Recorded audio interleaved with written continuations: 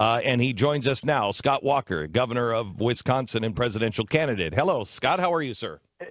Hey, Glenn, I'm doing well. Thanks for having me on. How are you? Very good, very good. You have called Trump's campaign a sideshow. I happen to believe this, and I think the guy is not healthy for our country. How long does this sideshow last? Well, I think the obligation is on those of us running is that we've got to lay out specific ideas, specific reforms. You know, one of the things you can't ignore is that he has tapped into something very real. And I think not just him, but look at some of the other non-elected candidates who are rising in the polls, Ben Carson, Carly Fiorina, Donald Trump. I think there's a correlation there that people are frustrated. Heck, I'm angry. I am angry at the so-called leaders in Washington, particularly in the Republican Party, who claimed they were going to repeal Obamacare if they got the Senate majority, who claimed they were going to do something about illegal immigration.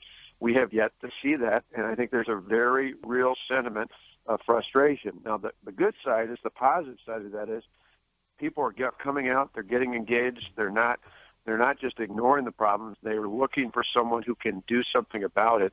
And I think in the end, the way someone like me, for example, ends up getting back up in the polls in states like Iowa and elsewhere, is laying out very real plans like we're going to do tomorrow about how do we actually do more than say we're going to repeal Obamacare. How do we actually make it happen immediately, beginning of the next Congress? And then how do we put patients and families back in charge of their health care? Okay, so you have a replacement for Obamacare, and for me at least, and I think many conservatives and small government constitutionalists, they say, why replace it? It should be replaced with a free market. What is your replacement plan, and why do we need a government replacement? Yeah, without giving out all the details in advance of the announcement tomorrow, but it follows that principle. It's really about putting patients and families back in charge. It allows them to use the market, to access the market out there in a way that lifts many of the restrictions that Obamacare, and for that matter, other levels of government have put on the free market in the past. Part of the problem today is not just Obamacare, but if we went back to the way things were before Obamacare, there were still plenty of regulations and stipulations. There were still problems, for example, even with things like Medicaid that was sent to the states with all these strings attached. Those are the sorts of things we're going to talk about, is not just going back to the way things were before Obamacare, but going even further to lift all the taxes, to lift the burdens, to put in place a system where patients can use the market to make good decisions for themselves and their families. You know, I will tell you that I think what Donald Trump has tapped into and what Bernie Sanders has tapped into is this desire for Americans or by Americans to get out of the mushy middle and to actually, if you're going to be, I think what Bernie Sanders and the Democrats are saying is, we're going to be over here. Let's just be socialists. And I think on the other side, it is, let's just be common sense. Let's just knock this special interest bullcrap out. I would agree with you. And again, this is where today I'm going to be in Iowa, but I'm going to continue to make this case across the country. A lot of great candidates, a number of whom are tapping into that. I feel that sentiment as well. It's why I ran for governor in 2010, because I saw my state, much like I see my nation today, going down the wrong path. And I think if people are looking not just for someone who shares that frustration, who shares that anger towards Washington, but who wants someone who can actually do something about it, I would say look at what we did in Wisconsin. We fought, we won, we got results, and we did it without compromising our common sense conservative principles. I mean, think about an issue out there. We didn't just take the unions on. We're not just right to work. We got rid of seniority and tenure. We expanded school choice statewide. We cut taxes. In fact, by the end of this budget I'm in right now, taxes have been cut $4.7 billion in my state. We defunded Planned Parenthood more than 4 years ago, long before these videos. We did castle doctrine and concealed carry. We now require a photo ID to vote in the state of Wisconsin. This is a blue state, a state that hadn't gone Republican for president since 1984. If we can do all those sorts of common sense conservative reforms in a blue state like Wisconsin, I think people can know that when I say we're going to do common sense conservative reforms for America, they can take that to the bank, because we've done it even with 100,000 protesters breathing down our neck. We did it in Wisconsin. We can do it for America. So tell me, because I'm not quite sure where you stand on immigration. You handled a guy who came out and said, "Why do you want to deport me and my family?" You handled that really, really well while on the campaign stump. But, if you look at what Trump has released this weekend, it's very, very clear. I don't necessarily believe he'll do it, but it's very, very clear. What is yours? Where do you stand? No, that's a great point. And you're right. He's tapped in this issue as well as a bunch of others. He's tapped into a very real passion, a very real concern of folks out there.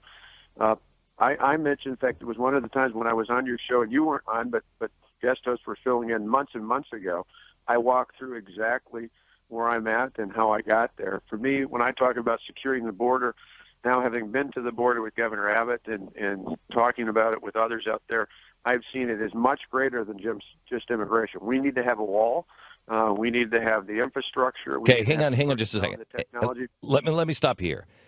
We have heard, who was it, Pat, from San Diego? Duncan Hunter. Duncan Hunter went on when I was at CNN, and he went on and on and on. And I love Duncan Hunter, but he went on and on and on about how he put the wall shall be built into the law. And if you know anything, Glenn, about the law, if it says shall, it has to be. They have to build this wall. We've been hearing about this wall forever. They built 5% of it. President Obama says it's 95% complete. How are you finally going to get people in Washington to actually build the wall? Well, I've been to the border, and I could say it's far from 95%. That's for sure. I mean, I've seen the openings, I've seen the passings, I've seen the problems that are created out there. To me, in a way that similar to how we're going to repeal Obamacare and other things, in the sense that when I came to Wisconsin, a blue state, everything was Democrat, went Republican. We didn't just take on the unions. We didn't just take on the Democrats. We took on, particularly in one of our legislative houses, the Republican establishment that didn't want to do anything. I remember a week after the election, I came in and talked to all the Republicans and said it's put up or shut up time. They went from all Democrat to all Republicans. I made the point that if we just did a little bit less bad things than the Democrats did, the voters have every right to throw us out. And so we said it was put up or shut up time, and then we went through with one of the most, if not the most aggressive, common sense, conservative agenda in the country. And we did it. We didn't just do it where I got elected 3 times. We've actually added seats to the legislative majorities in 12 and 14. Why? Because for Republicans, but even for independents, what they want more than anything is not someone to move to the center. They want someone to govern, to lead, to do what they said they were going to do. And in this case, I think it's a matter of pushing back with the House and the Senate and saying, we've got to do this. Israel, I was in Israel earlier this year. They just completed a 500-mile fence. By doing that, staffing it, and having the technology to make sure it works effectively, they've seen something like over a 90% reduction in terrorist acts in that country that they attribute to having an effective fence. 500 miles, that's about a quarter the size of our southern border. But heck, Israel's a much, much smaller country. If Israel can do it effectively, there's no reason why America can't.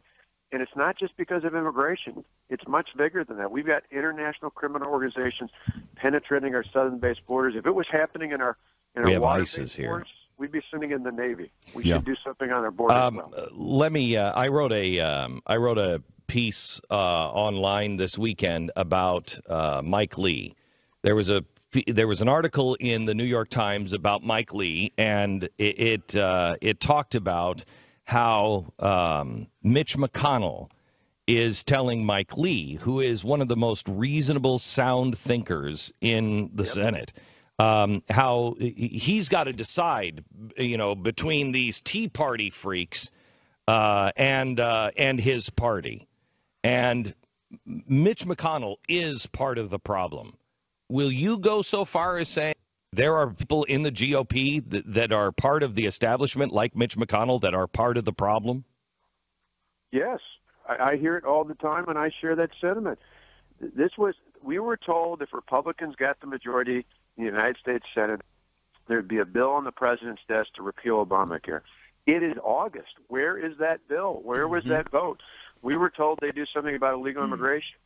If it hadn't been for me and 24 other governors out there the president would be able to do what he claimed he couldn't do 22 times before last November, and then went off and did a couple weeks after the election. It's because I and Governor Abbott and 23 other governors went to court and stopped him, at least got a stay from doing that. It's not because the Congress, a Republican-led Congress, did anything to stop him from doing that. This is where the frustration is. This is why the non-elected candidates are surging in the polls. It's because people are sending a very clear message to say, you may dismiss this candidate or that candidate, but people are saying loud and clear, do not dismiss my concerns. Do not dismiss the fact that you told us Republicans stood for something, and it's not happening in Washington. Now more than ever, I think people are yearning. They're crying out. The good part of this is while they're angry, they're not walking away. What I hear people tell me is, do something about it. Do something about it, not just for me. Do something about it for my children and my grandchildren. I think people are still optimistic that there's enough time left. It's getting close, but there's enough time left to turn this country around, and that's what I want to be a part of. Well, let me ask you this, because you say it's getting close. How close do you think it is? We are at the third longest bull market on record. The only other two that have been longer than this was 1929, right before the crash, and then right before the crash of the dot-com bubble.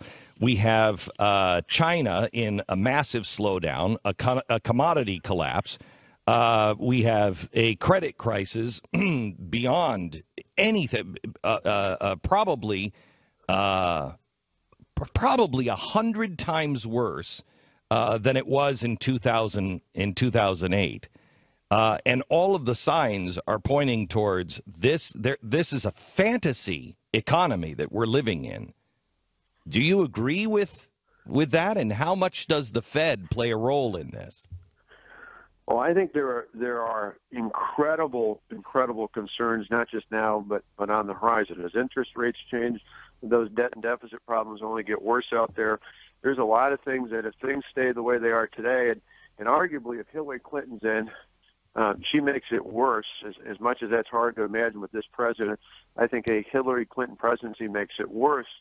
But having a Republican in the White House who's not committed to fundamental reform, who's not committed to fundamentally change things, I think ultimately that creates a real problem as well, because we've got to take dramatic action. We need somebody who's going to take forceful, immediate action.